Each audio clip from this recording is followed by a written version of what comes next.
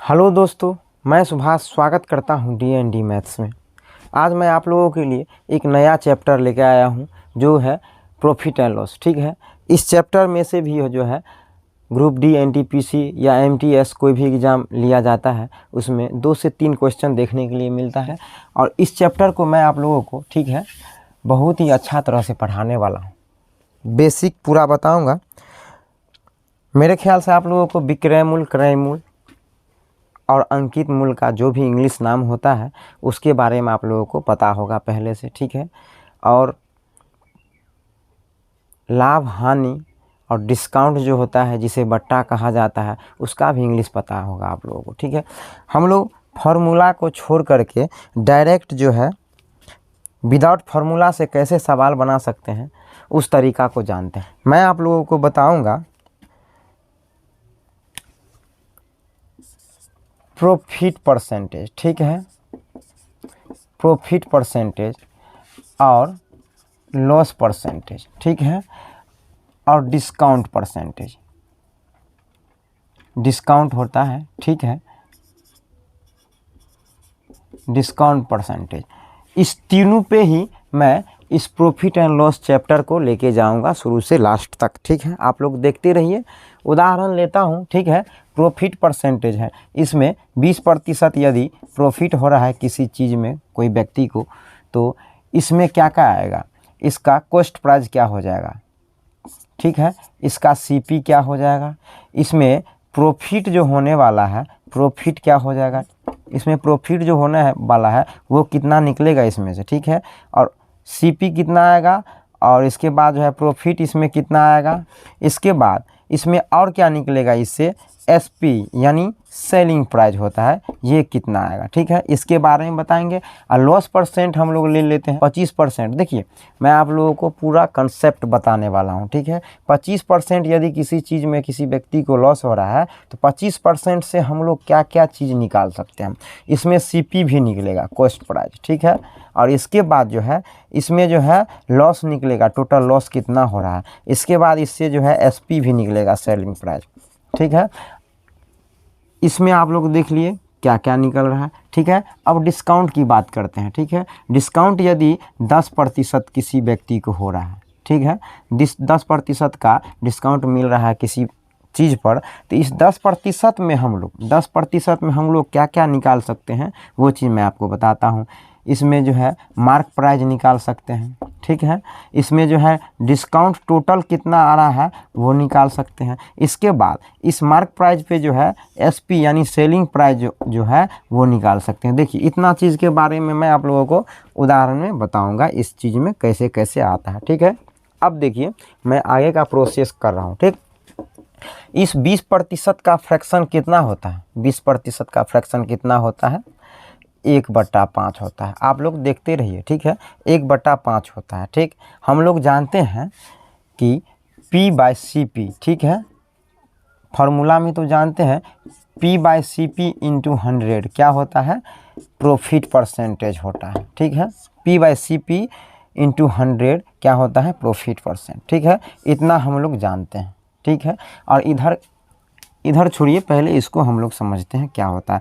P/CP × 100 क्या होता है, प्रॉफिट परसेंट। ठीक है, तो ये प्रॉफिट परसेंटेज दिया हुआ, इसका मतलब ऊपर में क्या है, ऊपर में प्रॉफिट है। ठीक है, प्रॉफिट है। ठीक है, प्रॉफिट है, और नीचे में क्या है, कॉस्ट प्राइस है।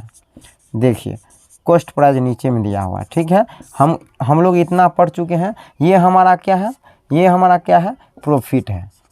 ठीक है, ये हमारा है प्रॉफिट। ये कितना क्या है, कॉस्ट प्राइस है। ठीक है, ये कॉस्ट प्राइस है। ठीक है, ये कॉस्ट प्राइस है। इसीलिए अब देखिए इसमें क्या क्या निकलता है। ठीक है, सीपी हम लोग यदि इसमें से निकालना चाहेंगे तो इसका सीपी क्या हो जाएगा, 5 हो जाएगा। तो इसको मिटा करके सीपी यहाँ पर 5 हो गया। ठीक है, इसमें से यदि हम लोग चाहेंगे प्रॉफिट निकालने के लिए तो प्रॉफिट क्या हो जाएगा, प्रॉफिट 1 हो रहा है। ठीक है, आप लोग समझ रहे हैं, प्रॉफिट इसमें 1 हो रहा है। अब देखिए यहीं पर तो खेला है। ठीक है, यहीं पर खेला है, क्या खेला है, कॉस्ट प्राइस और प्रॉफिट तो टोटल इसमें कितना कितना था वो हमारा निकल चुका है। ठीक है, लेकिन अब एसपी हम लोग निकालने के लिए जा रहे हैं। यहाँ हम लोग क्या देख रहे हैं, प्रॉफिट हो रहा है, प्रॉफिट हो रहा है तो हम लोग तो जानते हैं प्रॉफिट हो रहा है तो एसपी माइनस सीपी होता है प्रॉफिट, ठीक है। और यदि हमारा जो है सीपी और प्रॉफिट दिया हुआ है तो सेलिंग प्राइस क्या आ जाएगा, सेलिंग प्राइस आ जाएगा कॉस्ट प्राइस और प्लस प्रॉफिट जुड़ करके सेलिंग प्राइस आ जाएगा। तो कॉस्ट हो गया 5 है और प्रॉफिट है 1 है, ठीक है। यहाँ पर तो सेलिंग प्राइस क्या आ जाएगा 5, इसमें 5 में 1 को जोड़ देंगे तो 6 आ जाएगा हमारा सेलिंग प्राइस। इतना देखिए 20%, सिर्फ 20% से हम लोग क्या क्या निकाले हैं, कॉस्ट प्राइस निकाल लिए, प्रॉफिट कितना हो रहा है वो निकाल लिए और सेलिंग प्राइस कितना है वो निकाल लिए। अब यहाँ आगे देखिए हम लोग क्या करते हैं, ठीक है। यहाँ पर जो है लॉस यदि 25% दिया हुआ रहेगा तो लॉस में हम लोग कॉस्ट प्राइस और लॉस और सेलिंग प्राइस कितना आएगा वो चीज़ निकालेंगे, ठीक है। देखिए 25% का फ्रैक्शन होता है कितना, 1/4। देखिए जैसे ही, इतना बात आप लोग ध्यान रखिएगा, जैसे ही लॉस दिया हुआ रहेगा लॉस परसेंटेज तो यहाँ हम लोग माइनस लिख करके लिखेंगे इसका फ्रैक्शन, ठीक है। यहाँ क्या कहा जा रहा है, यदि ये ऊपर वाला लॉस है, ऊपर वाला यदि लॉस है तो ये हमारा क्या हो जाएगा, सीपी हो जाएगा, ठीक। तो सीपी हमारा क्या हो जाएगा, सीपी 4 आ गया, ठीक है। इसके बाद लॉस क्या आ रहा है, लॉस हमारा 1 है, ठीक है। इसमें लॉस 1 है। अब देखिए सेलिंग प्राइस निकालने के लिए हम लोग जानते हैं यदि किसी वस्तु को बेचते हैं उसमें लॉस हो रहा है तो सेलिंग प्राइस निकालने के लिए हम लोग क्या करते हैं, सीपी में से कॉस्ट प्राइस में से लॉस को घटा देंगे तो सेलिंग प्राइस हमारा आ जाएगा। यहाँ जो है सीपी है 4, लॉस है 1, ठीक है। तो 4 में से 1 घटा देंगे तो कितना आ जाएगा, सेलिंग प्राइस देखिए हमारा 3 इसमें आ रहा है, ठीक है। अब हम लोग अगला देखते हैं। यहाँ पर डिस्काउंट परसेंट दिया हुआ है 10 है, 10 का फ्रैक्शन कितना होता है, डिस्काउंट भी कहा जाएगा तो हम लोग माइनस में 1 लिख करके इसका फ्रैक्शन कितना होता है, 1/10 होता है। यहाँ पर हम लोग क्या करेंगे कि मार्क प्राइस हम लोग निकालेंगे, इसमें से कितना आ रहा है मार्क प्राइस, ठीक है। तो यहाँ हम लोग क्या देखते हैं, ये डिस्काउंट को डिनोट करता है तो नीचे वाला जो है एमपी को डिनोट करता है, ठीक है। यहाँ देखिए नीचे वाला एमपी को डिनोट करता है, ठीक है। तो 10 इसमें कितना हो गया, एमपी हो गया, ठीक है। इसके बाद डिस्काउंट को कौन डिनोट करता है, उसमें 1 डिस्काउंट को डिनोट कर रहा है, ठीक है। आप लोग को समझ में आ रहा है कैसे कैसे हम निकाल रहे हैं, 1 जो है डिस्काउंट को डिनोट कर रहा है। और इसके बाद हम लोग जानते हैं मार्क प्राइस दिया हुआ है और डिस्काउंट दिया हुआ है तो सेलिंग प्राइस हम लोग निकाल सकते हैं। मार्क प्राइस में से डिस्काउंट प्राइस को घटा लेंगे तो वो हमारा सेलिंग प्राइस हो जाएगा। तो मार्क प्राइस में से डिस्काउंट को घटाने के बाद जो भी सेलिंग प्राइस है 10 में से 1 घटा दिए, ये हमारा 9 हो रहा है। इतना आप लोगों को समझ में आ गई बात, ठीक है। तो एक बार लाइक करके दिखाइए, हाँ हम लोग को इतना समझ में आ गई है बात, ठीक है। अब हम लोग आगे का प्रोसेस देखते हैं। इसी 20% पर जो है हम सीपी लेकर के देखेंगे और इसमें जो है प्रॉफिट और सेलिंग प्राइस निकाल करके इसमें आप लोगों को दिखाएंगे, ठीक है। अब हम लोग आगे देखते हैं। हाँ तो दोस्तों आइए अब हम लोग एक उदाहरण लेके देखते हैं, इसमें प्रॉफिट और कॉस्ट प्राइस और सेलिंग प्राइस कैसे निकाला जाता है, ठीक है। डायरेक्ट उदाहरण हम लोग लेके देखेंगे और वो भी धांसू उदाहरण देंगे आप लोगों को। एक बार में समझ में नहीं आया तो आप लोग मुझे बोलिए, ठीक है। आगे देखते हैं इसमें क्या कहा जा रहा है। इसमें कहा जा रहा है क्या, प्रॉफिट परसेंटेज 20% है, ठीक है। और कॉस्ट प्राइस दिया हुआ है 200 रुपया है, ठीक है। तो इसमें हम लोग क्या निकालेंगे, सेलिंग प्राइस निकालेंगे, ठीक है। और प्रॉफिट टोटल कितना हो रहा है इसमें, प्रॉफिट टोटल कितना हो रहा है इसमें ये निकालेंगे, ठीक है। अब देखिए हम लोग सबसे पहले इस परसेंटेज को तोड़ेंगे। यहाँ पर प्रॉफिट दिया हुआ है तो 20% दिया हुआ है, ठीक है। 20% का फ्रैक्शन कितना होता है, 1/5। देखिए हम लोग ऑलरेडी जानते हैं ये सीपी को डिनोट करता है, ठीक है। और ये प्रॉफिट को डिनोट करता है, ठीक है। ये प्रॉफिट को डिनोट करता है। आगे हम लोग देखते हैं, यहाँ पर कॉस्ट प्राइस दिया हुआ है 200 रुपया है, ठीक है। यदि इस 5 के लिए दिया हुआ है 200 रुपया, ठीक है। इस 5 के लिए 200 रुपया दिया हुआ है तो 1 के लिए क्या हो जाएगा, 1 के लिए हो जाएगा 5 का 20, 40, जो हमारा जो है प्रॉफिट है 1। तो प्रॉफिट कितना हो गया, प्रॉफिट 40 हो गया, ठीक। यहाँ पर देखिए प्रॉफिट ऑलरेडी निकल रहा है 40, ठीक है। एक आंसर आ गया। अब हम लोग क्या करेंगे, सेलिंग प्राइस निकालेंगे। सेलिंग प्राइस क्या है, यहाँ पर हम लोग जानते हैं कि प्रॉफिट हो रहा है, तो सीपी और प्लस प्रॉफिट जो है, कॉस्ट प्राइस और प्रॉफिट जो है दोनों जुड़ करके सेलिंग प्राइस हो जाएगा। ठीक है, तो यहाँ हम लोग निकाले हैं कितना, 40 जो है प्रॉफिट निकाले हैं यहाँ, लेकिन एक के लिए यहाँ निकाल लिए 40, तो हमारा इसी रेशियो में सेलिंग प्राइस कितना आ जाएगा, एसपी बराबर इसमें कितना आ जाएगा, 6 आ जाएगा। इसीलिए कि यहाँ पर प्रॉफिट हो रहा है, तो सीपी और कॉस्ट प्राइस जोड़ प्रॉफिट मिल करके सेलिंग प्राइस हो जाता है। तो 6 के लिए कितना हो जाएगा, 6 के लिए हो जाएगा 6 चौक 24। ठीक है, 6 के लिए 624 हो जाएगा। तो यहाँ पर सेलिंग प्राइस कितना हो गया हमारा, यहाँ पर सेलिंग प्राइस 240 हो गया। ठीक है, आप लोग इस क्वेश्चन को समझ रहे हैं। हम लोग जानते हैं कि प्रॉफिट परसेंटेज दिया हुआ है, प्रॉफिट परसेंटेज दिया हुआ है 40। ठीक है, और कॉस्ट प्राइस दिया हुआ है 200। ठीक है, 200 दिया हुआ है, तो हम लोग इससे क्या निकाल सकते हैं, एसपी। एसपी निकालने के लिए सीपी प्लस प्रॉफिट हो जाएगा। यहाँ ये प्रॉफिट है 40, ठीक है, सॉरी, ये प्रॉफिट 40 है, कॉस्ट प्राइस 200 दिया हुआ है, तो एसपी निकालने के लिए, सेलिंग प्राइस निकालने के लिए ये 200 और प्लस ये 40 जुड़ जाएगा, तब ना सेलिंग प्राइस आएगा 240। आप लोग देख रहे हैं। ठीक है, उदाहरण देके बता रहे हैं। इसी में हम लोग एक और उदाहरण लेके देखते हैं इसमें क्या क्या आता है।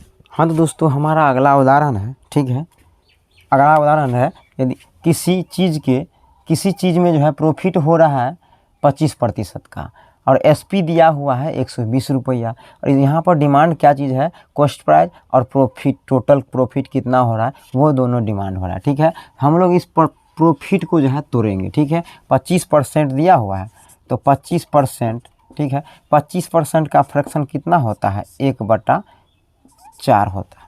ठीक है, 25% का 1/4 होता है फ्रैक्शन, हम लोग तो जानते हैं। और इस 25 1/4 में जो है ये प्रॉफिट को डिनोट करता है। ठीक है, देखते रहिए आप लोग, और ये सीपी को डिनोट करता है। ठीक है, सीपी को, तो इसमें हमारा सीपी कितना है, 4 है, सीपी बराबर कितना है, 4 है, और प्रॉफिट कितना है, प्रॉफिट है 1।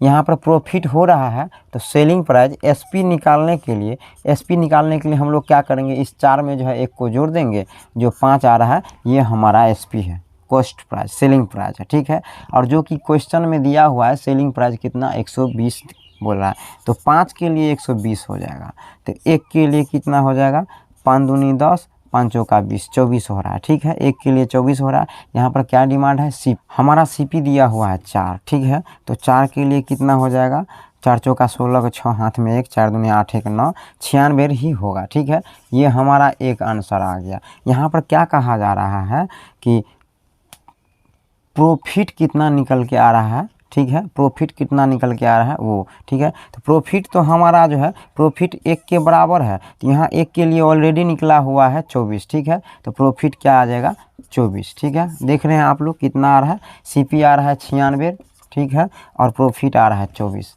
आप लोग देख रहे हैं कितना ईजी में इसको हम हल कर पा रहे हैं। ठीक है, ये उदाहरण आप लोगों के समझ में आ गया। एक और उदाहरण लेके हम लोग देखते हैं क्या उसमें आंसर आता है।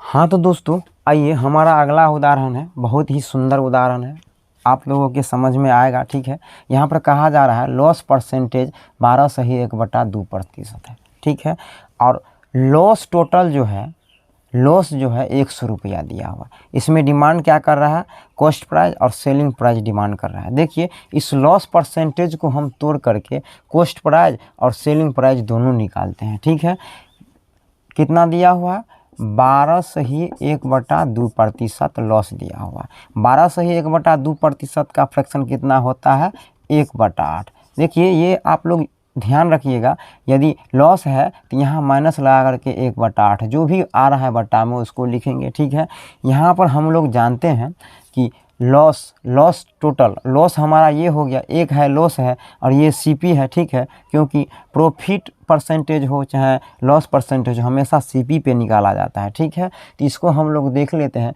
लॉस कितना दिया हुआ, इस एक के लिए कितना दिया हुआ, 100 दिया हुआ है, इस एक के लिए 100 दिया हुआ, और सीपी हमारा ये है, तो 8 के लिए कितना हो जाएगा, 800 हो जाएगा। ठीक है, ये हमारा सीपी हो गया, ये हमारा क्या हो गया, लॉस हो गया। लॉस परसेंटेज दिया हुआ है। अब लॉस आ गया और सीपी आ गया तो हम लोग क्या निकालेंगे, एसपी निकालेंगे। हम लोग यहाँ देख रहे हैं लॉस हो रहा है, लॉस है तो हो रहा है तो एसपी निकालने के लिए सीपी माइनस लॉस हो जाएगा। ठीक है, सीपी माइनस लॉस हमारा जो भी आया है वो बराबर हो जाएगा एसपी के। ठीक है, तो सीपी हमारा 800 निकल के आया है, लॉस हमारा 100 दिया हुआ है लॉस। ठीक है, लॉस हमारा 100 दिया हुआ है तो ये हमारा क्या आ गया, 700 आ गया। यही बराबर एसपी है। ठीक है, ये हमारा एसपी है। एक आंसर ये हो गया, एसपी हो गया 700, यानी इसमें एसपी हो गया। ठीक है, और इसके बाद जो है 800 जो है सीपी हो गया। सीपी में हमारा 800 आ गया। देखिए सीपी 800 हो गया। एसपी किसी वस्तु को 800 रुपया में खरीद करके लाया और 700 रुपया में बेच दिया तो उस व्यक्ति को तो 800 घटे 700 100 रुपया का लॉस गया। ठीक है, तो यही चीज़ ना आपसे पूछा जा रहा है, ये हमारा आंसर हो गया। ठीक है, ये भी आंसर है। आप लोगों को ये भी समझ में आ गया। हम लोग 1-2 उदाहरण लेके और देखते हैं। ठीक है, आप लोगों को समझ में आ रहा है कि नहीं आ रहा। यदि आप लोगों को मेरा वीडियो अच्छा लग रहा है तो प्लीज़ सब्सक्राइब करके बेल आइकन को दबा दीजिए। हमारा अगला उदाहरण है दोस्तों, देखते रहिए आप लोग। ठीक है, इस उदाहरण में क्या कहा जा रहा है कि लॉस परसेंटेज 14/2/7% दिया हुआ है और एसपी दिया हुआ है 360। सीपी और लॉस टोटल कितना हो रहा है इसमें, ये डिमांड हो रहा है। अब इसमें हम लोग देखते हैं लॉस परसेंटेज। ठीक है, लॉस परसेंटेज दिया हुआ है इसमें कितना, 14/2/7%।